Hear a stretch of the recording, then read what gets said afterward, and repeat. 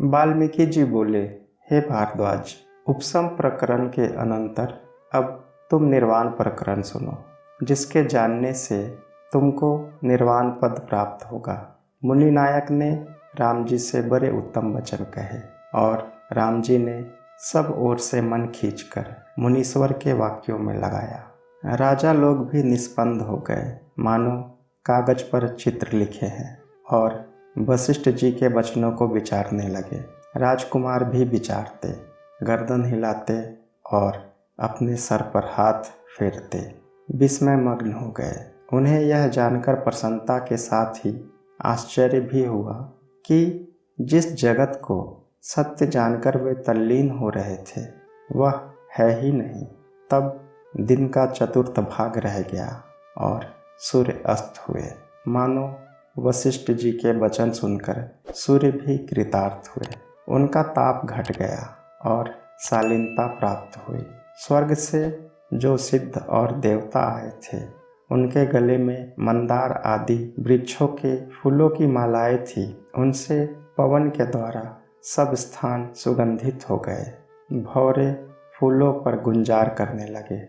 झरोखों के मार्ग से सूर्य की किरणें जो आती थी, उनसे सूर्यमुखी कमल जो राजा और देवताओं के शीश पर थे वैसे ही सूख गए, जैसे मन से जगत की सत्ता निवृत्त हो जाती है और वृत्ति सकुचती जाती है। सभा में जो बालक और पिंजरों में जो बैठे पक्षी थे, उनके भोजन का समय हुआ। बालकों को भोजन कराने के निमित्त माताएं उठी। चौथे पहर राजद्वार पर नौबत, नगारे, शहनाई आदि बजने लगे और वशिष्ठ जी जो बड़े ऊंचे स्वर में कथा कहते थे, उनका शब्द नगारों और बाजों से दब गया। तब जैसे वर्षा काल का मेघ गरजता है और मोर बोलकर चुप हो जाते हैं, वैसे ही वशिष्ठ जी चुप हो गए। ऐसा शब्द हुआ जो आकाश, पृथ्वी और सब दिशाओं में भर गया। पिंजरों में पक्षी पंखों को फैलाकर झर-झर शब्द करने लगे, जैसे भूकंप में लोग कांपते और शब्द करते हैं। बालक माताओं के शरीर से लपट गए। इसके अनंतर मुनि शार्दुल वशिष्ठ जी बोले, हे निष्पाप रघुनाथ, मैंने तुम्हारे चित्त रूपी पक्षी को फंसाने के निमित्त अपना वाक रूपी जाल फैलाया है। इससे अपने चित्त को वश करके तुम आत्मपद में लगो। हे राम, यह जो मैंने तुमको उपदेश किया है, उसके सार में दुर्बुद्धि को त्याग कर चित्त लगाओ। जैसे हंस जल को त्याग कर दूध पान करता है, वैसे ही आदि और अंत पर्यंत सब उपदेश बारंबार विचार कर सार को अंगीकार करो। इस प्रकार संसार समुद्र से तरकर परम पद को प्राप्त होगे, अन्यथा नहीं। हे राम, जो इन वचनों को अंगीकार करेगा वह संसार समुद्र से तर जावेगा, और जो अंगीकार ना करेगा वह नीच गति को प्राप्त होगा। जैसे विंध्याचल पर्वत की खाई में हाथी गिरकर कष्ट पाता है, वैसे ही वह संसार में कष्ट पावेगा। हे राम, ये जो मेरे वचन हैं, इनको ग्रहण ना करोगे तो वैसे ही नीचे गिरोगे। जैसे पथिक हाथ में दीपक त्याग कर रात को गड्ढे में गिरता है। जो असंग होकर व्यवहार में विचारोगे तो आत्मसिद्धि को प्राप्त होगे। यह जो मैंने तुमको तत्व ज्ञान, मन का दमन और वासना का क्षय कहा है, इसके अभ्यास से सिद्धि को प्राप्त होगे। यह शास्त्र का सिद्धांत है। हे सभासदों, हे महाराजों, हे राम, लक्ष्मण और भूपति लोगों, जो कुछ मैंने तुमसे कहा है उसको तुम विचारो। जो कुछ और कहना है उसे मैं प्रातःकाल कहूँगा। सूर्य भगवान अस्त हुए और दिन की क्रिया निवृत्त हो गई। रात्रि हुई और निशाचर विचरने लगे। तब भूचर, राज ऋषि और राजपुत्र आदि जो श्रोता थे, वे रात्रि को एकांत में अपने अपने आसन पर बैठकर विचारने लगे। राजकुमार और राजा अपने अपने स्थान पर बैठे। ब्राह्मण, तपस्वी कुशासन आदि बिछाकर बैठे और विचारने लगे कि वशिष्ठ जी ने संसार से उद्धार का क्या उपाय कहा है। वशिष्ठ जी ने जो कहा था उसमें चित्त को एकाग्र कर और भले प्रकार विचार कर सब सो गए। जैसे सूर्य उदय होने पर कोकाबेली मुद जाती है, वैसे ही वे सब निद्रित हुए। पर राम, लक्ष्मण, भरत और शत्रुघ्न 3 पहर वशिष्ठ जी के उपदेश को विचारते रहे और आधे पहर सोकर फिर उठे। वाल्मीकि जी बोले, हे साधु, इस प्रकार सब रात व्यतीत हुई और अंधकार का नाश हुआ। तब राम, लक्ष्मण, शत्रुघ्न आदि स्नान और संध्या आदि कर्म करके वशिष्ठ जी के आश्रम में उपस्थित हुए। वशिष्ठ जी जब नित्य कर्म कर चुके तब राजा आदि ने उनकी अर्धपाद से पूजा की और चरणों पर सिर रखकर प्रणाम किया। जब राम जी गए थे तब वशिष्ठ जी के पास कोई न था, पर एक घड़ी में अनेक सहस्त्र प्राणी आ गए। वशिष्ठ जी राम आदि को साथ लेकर राजा दशरथ के भवन में आए। तब राजा दशरथ उनके स्वागत और अगवानी को आगे आए। उन्होंने वशिष्ठ जी का आदर व पूजन किया। दूसरे लोगों ने भी बहुत पूजन किया। तब वशिष्ठ जी ने राम जी की ओर देखा और बोले, हे रघुनंदन, मैंने जो तुमको उपदेश किया है वह तुमको कुछ स्मरण है? वे वचन परमार्थ बोध के कारण आनंद रूप और महागंभीर है। अब और भी बोध देने वाले और अज्ञान रूपी शत्रु के नाशक वचनों को सुनो। निरंतर आत्म सिद्धांत शास्त्र मैं तुमसे कहता हूँ। हे राम जी, जीव वैराग्य और तत्व के विचार से संसार समुद्र को तरता है। सम्यक तत्व के बोध से जब दुर्बोध निवृत्त हो जाता है तब वासना का आवेश नष्ट हो जाता है और परमानंद पद प्राप्त होता है। वह पद देश, काल और वस्तु के परिच्छेद से रहित है। वही एकमात्र ब्रह्म जगत रूप होकर स्थित है और भ्रम से द्वैत की भांति प्रतीत होता है। वह सब भावों से अविच्छिन्न सर्वत्र व्याप्त ब्रह्म है। इस प्रकार महत् स्वरूप जानकर शांति पाओ। हे राम, केवल ब्रह्म तत्व अपने आप में स्थित है। ना कुछ चित्त है, ना अविद्या है, ना मन है, ना जीव है। यह सब कलना ब्रह्म में भ्रम से फुरती है। जो स्पंद फुरना दृश्य और चित्त है सो कलना रूप संभ्रम है। केवल ब्रह्म में कोई पदार्थ नहीं है। हे राम, स्वर्ग, पाताल और भूमि में सदाशिव से तृण पर्यंत जो कुछ दृश्य है वह सब परब्रह्म है, चिद्रूप से अन्य नहीं। उदासीन और मित्र बांधव से लेकर सब कुछ ब्रह्म ही है। जब तक अज्ञान कलना से जगत में बुद्धि स्थित है और ब्रह्म भाव में नानत्व है, तभी तक चित्तादि की कलना होती है। जब तक देह में अहम भाव है और अनात्म दृश्य में ममत्व है, तभी तक चित्त आदि का भ्रम होता है। और जब तक संत जन और सत्शास्त्रों के उपदेश से ऊंचे पद को जीव नहीं पाता और मूर्खता छीन नहीं होती, तभी तक चित्त आदि का भ्रम होता है। हे राम, जब तक देहाभिमान शिथिल नहीं होता, संसार की भावना नहीं मिटती और सम्यक ज्ञान द्वारा स्थिति नहीं प्राप्त होती, तब तक चित्त आदि प्रकट है। तभी तक जीव अज्ञान से अंधा होकर विषयों को आशा के आवेश से मूर्छित रहता है और मोह मूर्छा से नहीं उठ पाता। तभी तक चित्त आदि की कलना होती है। हे राम, जब तक आशा रूपी विष की गंध हृदय रूपी वन में होती है, तब तक विचार रूपी चकोर नहीं प्राप्त होता और भोग वासना नहीं मिटती। जब भोगों की आशा मिट जाती है और सत्य, शीतलता और संतोष हृदय में उत्पन्न होती है, तब चित्त रूपी भ्रम निवृत्त हो जाता है। जब जीव का मोह और तृष्णा निवृत्त होकर नित्य अभ्यास हो जाता है, तब चित्त शांत भूमिका को प्राप्त होता है।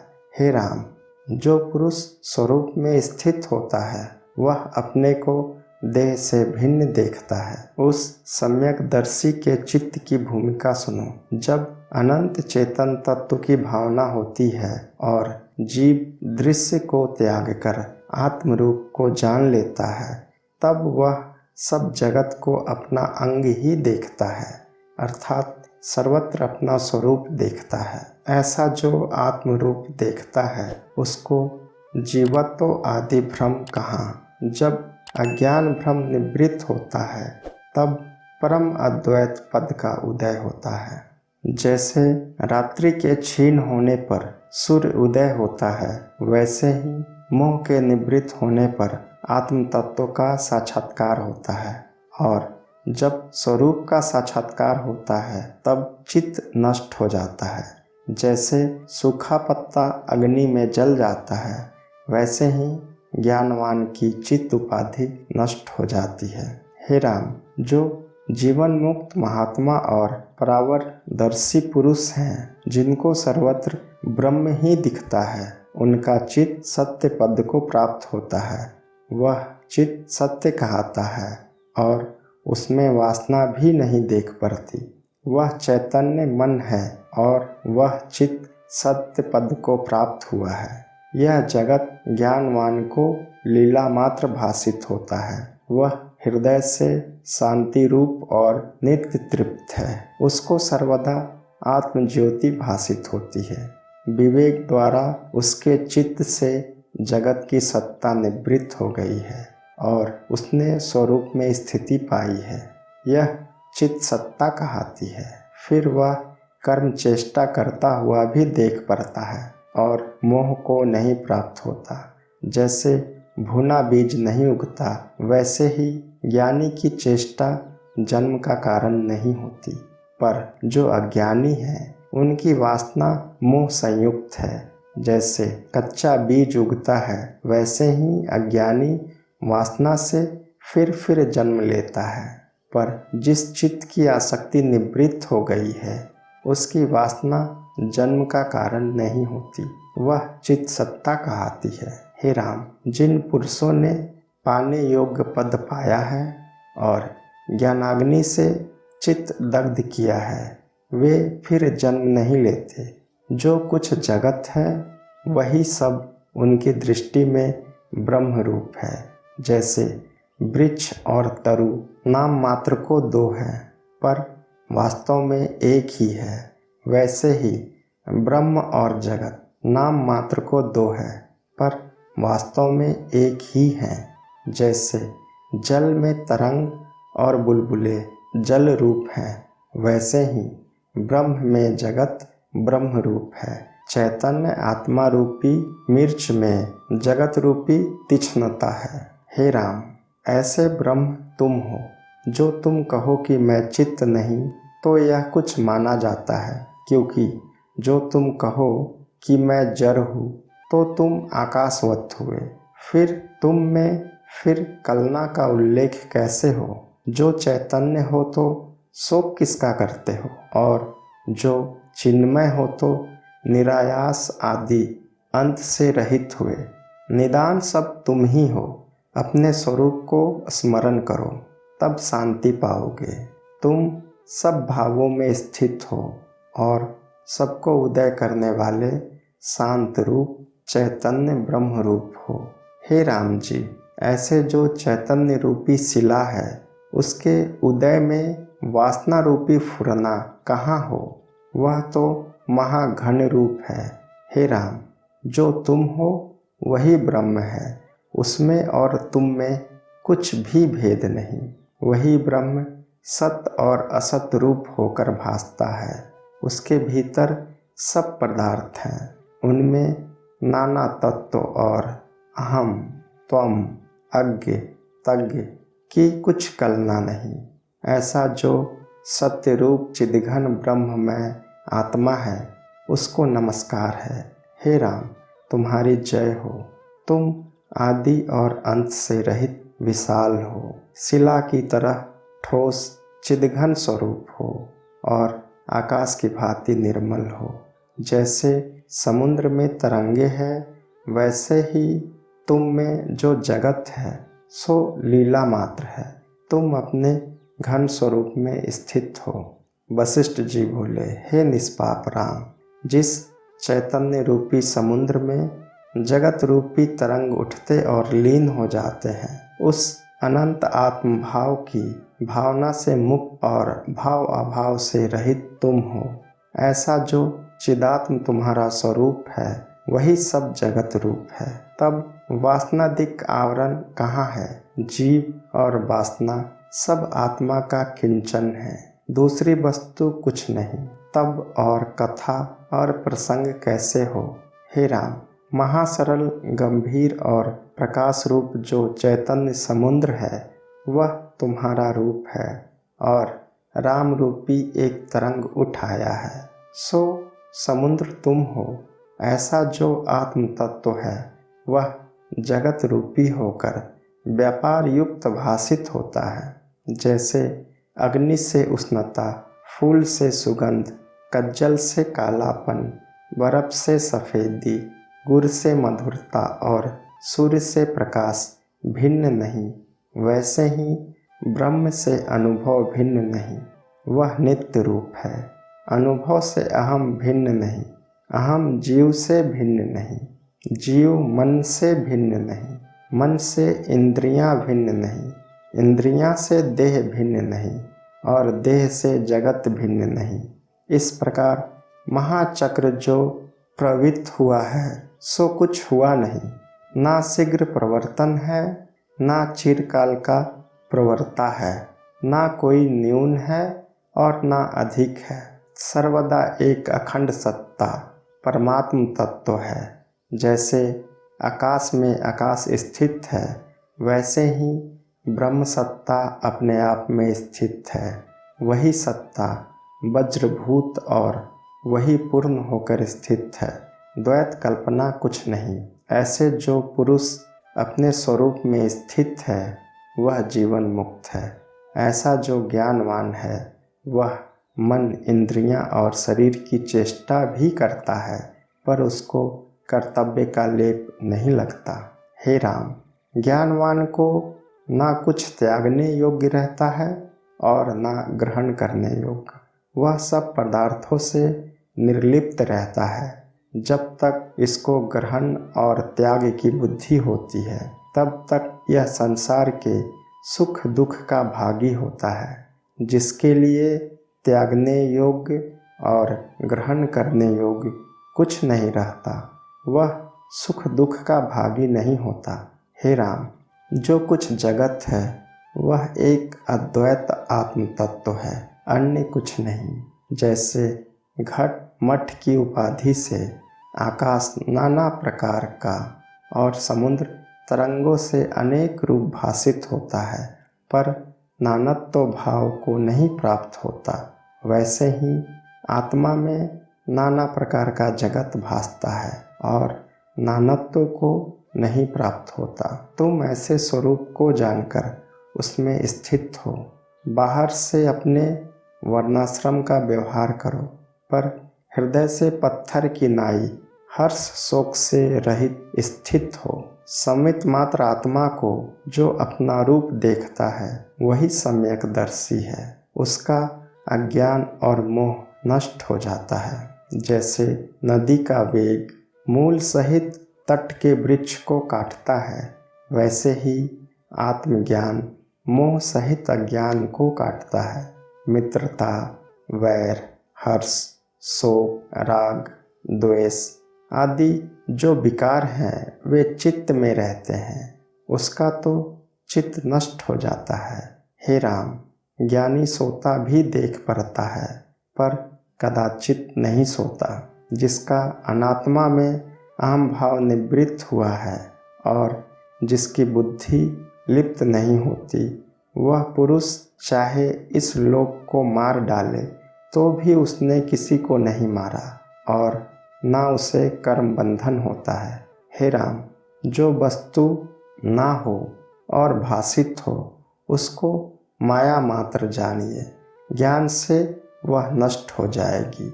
जैसे तेल के बिना दीपक शांत हो जाता है वैसे ही ज्ञान से वासना का क्षय हो जाता है और चित्त अचित्त हो जाता है।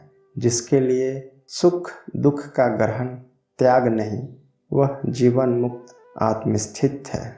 वशिष्ठ जी बोले, हे राम, मन, बुद्धि, अहंकार और इंद्रियां आदि जो दृश्य पदार्थ हैं, वे सब वही चिन्मात्र है और जीव भी उससे अभिन्न है। जैसे स्वर्ण और भूषण में कुछ भेद नहीं, वैसे ही चिन्मात्र और जीवादिक अभिन्न है। जब तक चित्त अज्ञान में होता है तब तक जगत का कारण होता है, पर जब ज्ञान अज्ञान नष्ट हो जाता है तब चितादिक का अभाव हो जाता है।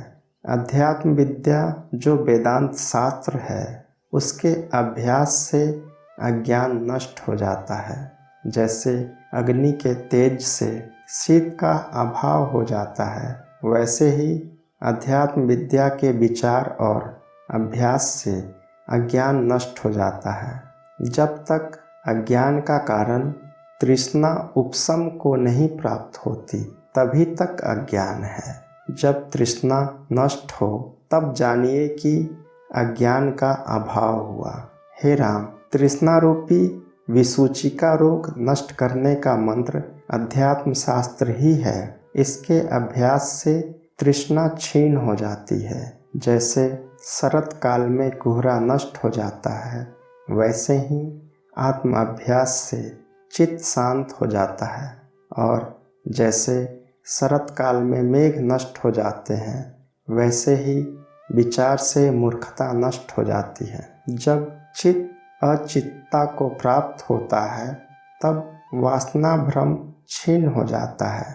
जैसे तागे से मोती पिरोए होते हैं और तागे के टूटने से मोती भिन्न भिन्न हो जाते हैं, वैसे ही अज्ञान के नष्ट होने पर मन आदि सब नष्ट हो जाते हैं। जो पुरुष अध्यात्म शास्त्र के अर्थ को धारण नहीं करते और ना ही उसमें प्रीति करते हैं, वे पापी कीटादिक नीच योनि को प्राप्त होंगे। हे कमल नयन, तुम में जो कुछ मूर्खता और चंचलता थी वह नष्ट हो गई है। और जैसे पवन के ठहरने से जल अचल होता है, वैसे ही तुम स्थिर और भाव अभाव से रहित परम आकाश के समान निर्मल पद को प्राप्त हुए हो। हे राम, मैं ऐसा मानता हूँ कि मेरे वचनों से तुमको बोध हुआ है और विस्तृत अज्ञान रूपी निद्रा से तुम जागे हो। साधारण जीव भी मेरी वाणी से जाग जाते हैं, फिर तुम तो अति उदार बुद्धि हो। तुम्हारे जागने में क्या आश्चर्य है। हे राम, जब गुरु दृढ़ होता है और शिष्य भी शुद्ध पात्र होता है, तब गुरु के वचन उसके हृदय में प्रवेश करते हैं। सो मैं गुरु भी समर्थ हूँ। मुझको अपना स्वरूप सदा प्रत्यक्ष है और सत्य शास्त्र के अनुसार मैंने वचन कहे हैं। तुम्हारा हृदय भी शुद्ध है, उसमें वे प्रवेश कर गए हैं। जैसे तप्त पृथ्वी के खेत में जल प्रवेश कर जाता है, वैसे ही तुम्हारे हृदय में हमारे वचनों ने प्रवेश किया है। हे राघव, हम महानुभाव रघुवंश कुल के गुरु हैं। तुमको हमारे वचन ग्रहण करना आता है। अब खेद से रहित होकर अपने प्राकृत आचार को करो। इतना कहकर वाल्मीकि जी बोले।